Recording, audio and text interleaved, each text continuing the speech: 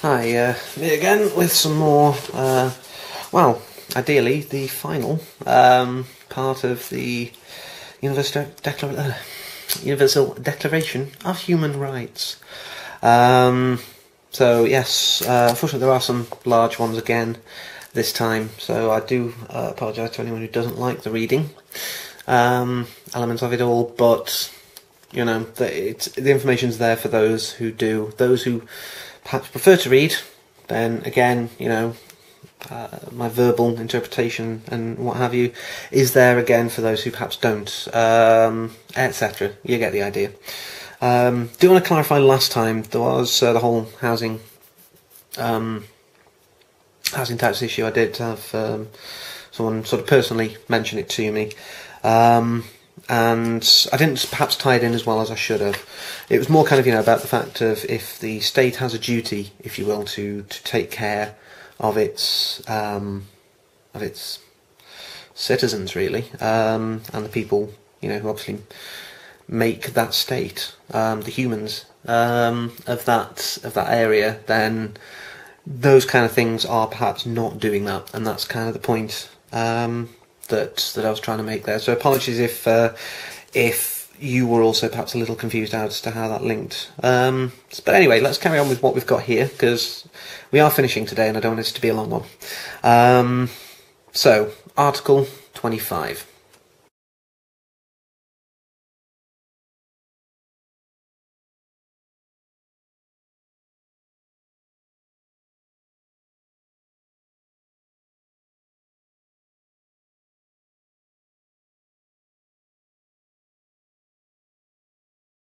Yes, part one.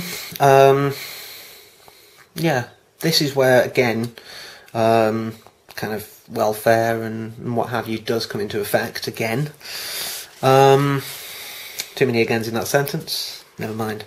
But yeah, so it is, you know, pretty much about, you know, if you're ill, then the state can look after you. If you're just unable to find the job that suits you, that you can keep down, then the state supports you.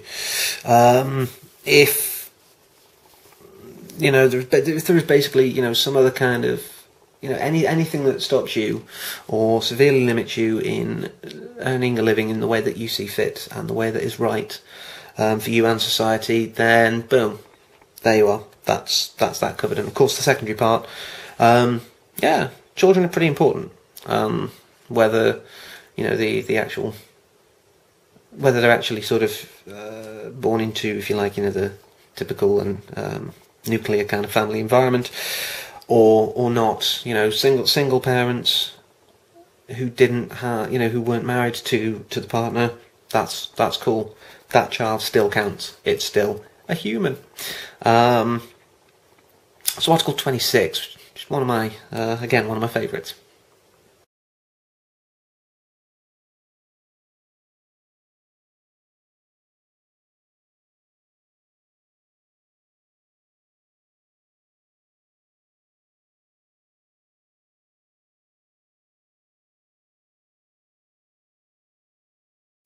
Yeah, so this is, I think, the biggest one in the in this final section, and it is quite an interesting one actually, with a lot of debate in the UK in fairly recent times about sort of the secondary education exams and that kind of element of education. I mean, obviously the first bit says that yes, you know, the elementary parts, you know, and those kind of things are there. They should be utilised. They will be utilised. You know, you have to do that. You have to be educated from a young age, which I didn't think actually would be counted in human rights. It's one of those surprises, if you like. You know, that yes, you must be educated. Well, it kind of makes sense because, you know, these are for the betterment of society. Overall, that's every single human. That sense of society, not your immediate necessarily, but obviously, you know, I suppose it's, you focus on the immediate and the large scale should come off the back of that.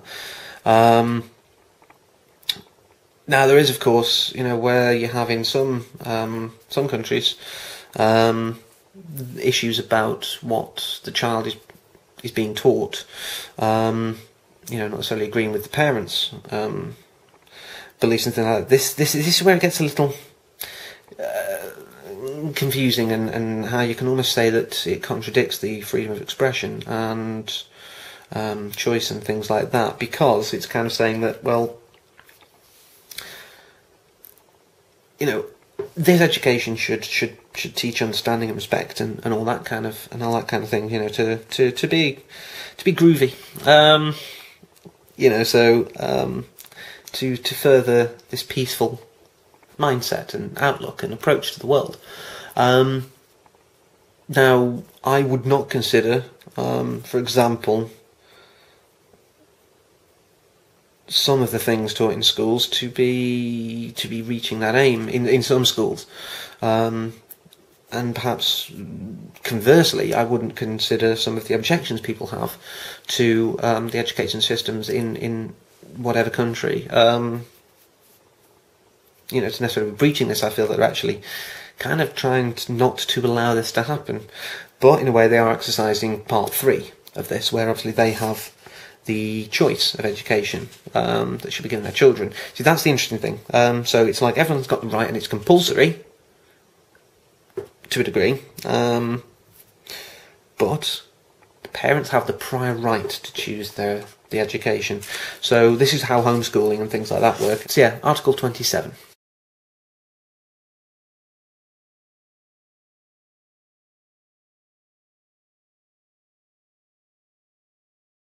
Yeah, it's this is again one of my favourites. Obviously, being an artist in a number of fields.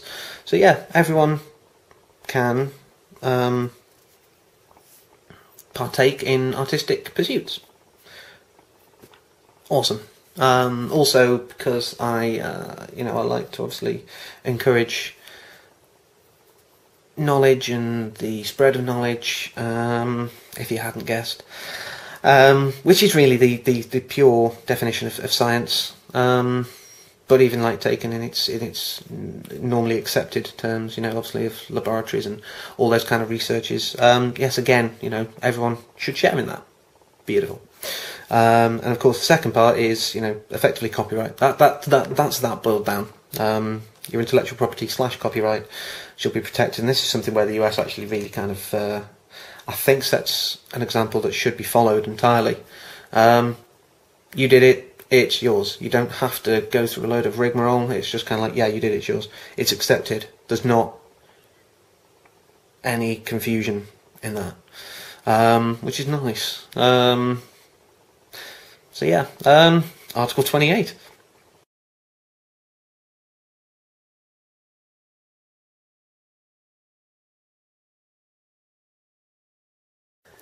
Yeah, so this is really why, particularly when you hear of countries, I don't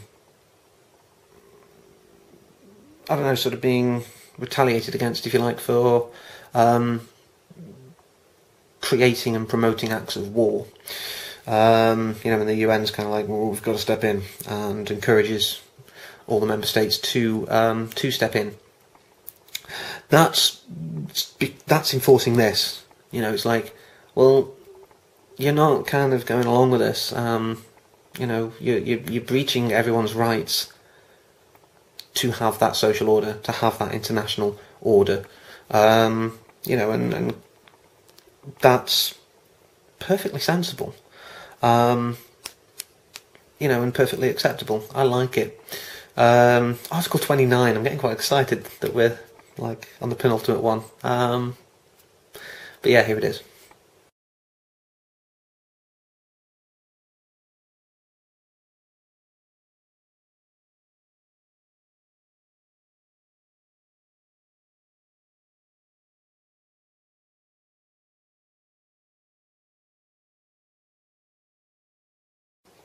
Really, it's kind of your duty is to make sure that your rights are being fulfilled, as it were. Your prime duty is to make the most of being a human.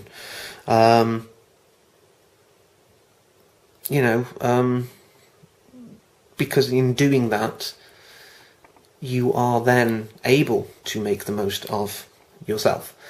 You see, by having that element, you will benefit anyway. I suppose it's like when people say, you get back what you put in. It's that kind of thing, and it's like everyone. I mean, the second part says it beautifully. It's everyone should be subject only to such limitations determined by law, for ensuring that you're not doing anyone else an injustice. So, if the free and full development of you, as long as you're not doing anything illegal in that vein, that's cool. You go and do it. Just don't mess anyone else up, and don't think that making yourself grow as a person and as an individual should be contrary to anyone else's rights to do to do the same. I like it. It's fair.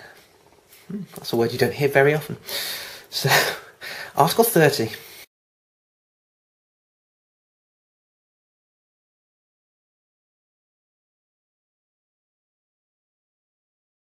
There is nothing in those last 29 items that is there to really kind of, I suppose, contradict and destroy it. It would, it's not self-defeating, basically, which again makes sense. Why would you want that? Why would you want to create something like this to then have it just destroyed on a whim, and then have someone to say, well, actually, I'm just exercising my rights under Article blah blah blah. Not good at all.